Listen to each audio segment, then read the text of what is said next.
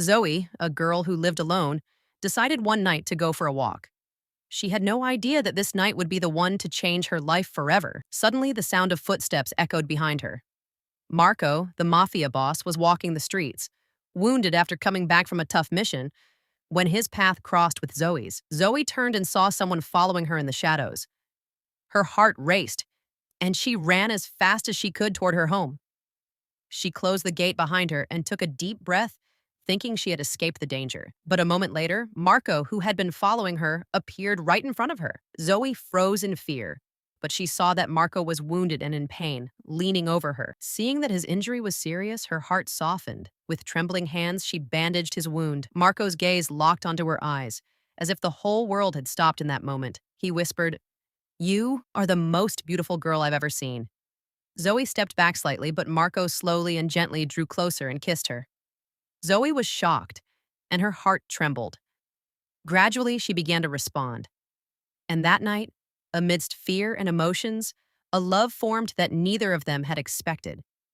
By morning, Marco had left, and Zoe began her day alone, filled with longing and the memory of that moment. A few days later, at a gathering, they saw each other again and talked.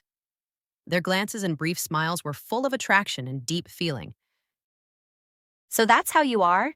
You came so close that night, stole my sleep for days, and then vanished, as if I never mattered. Ever since that night, I've wanted so badly to come to you, but I couldn't. Not yet. Just being near you. It's dangerous, in ways I can't explain. But I was such a fool, I never should have gone along with you. That night, I couldn't control myself. You're intoxicating, even more than wine.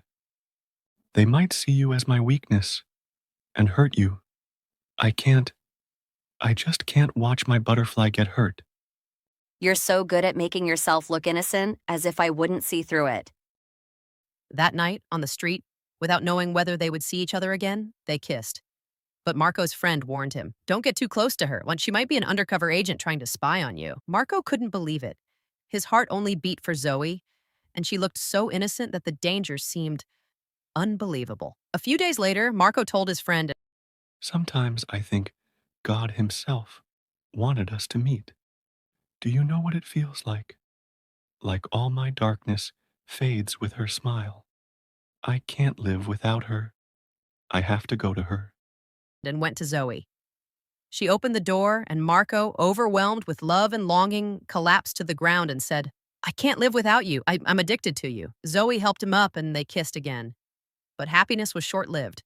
A few minutes later, Zoe's house was attacked. Marco protected her, and Zoe, terrified, took refuge in him. She bandaged Marco's back again, and he held her in his arms and took her to his mansion to keep her safe from danger. On the way, Marco realized that Zoe was not an undercover agent because her fear and innocence were too genuine. When they arrived at the magnificent mansion, Zoe was amazed by its grandeur and beauty. Marco took her to her room, held her hand, and said, "This is the safest place.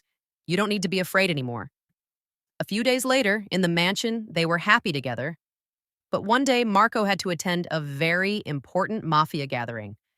Zoe approached him, and they shared some romantic moments, but Marco, being deeply in love with Zoe, couldn't bring himself to go, which caused a major loss for him. The next morning, when Marco went outside, he saw that the mansion was surrounded and the police had arrived.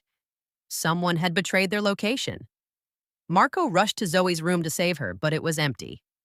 Upon investigation, he discovered, to his shock, that Zoe was a highly dangerous and successful undercover agent who had come to spy on him.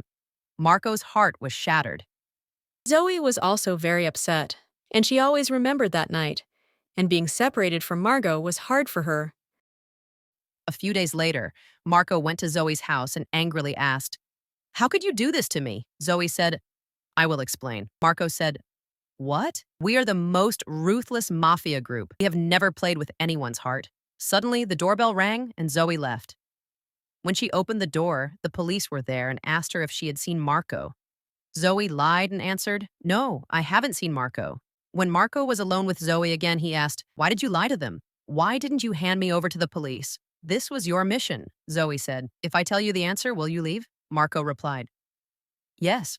Zoe continued with a trembling but honest voice, At first, it was a mission, but I truly fell in love with you and enjoyed every moment with you. My mission failed because I fell in love. Now you don't trust me anymore, so go and leave me alone with this pain." Marco, realizing that Zoe was really upset, just said, "Okay," and angrily left. But on his way back, Who had left in anger, suddenly returned and approached Zoe without a word. He kissed her with love and longing, as if time itself had stopped. In that moment, betrayal and duty faded away, leaving only love. and said, "I cannot be apart from you. If you are telling the truth, let's start over. I trust you again, even if you lied. I cannot live without you."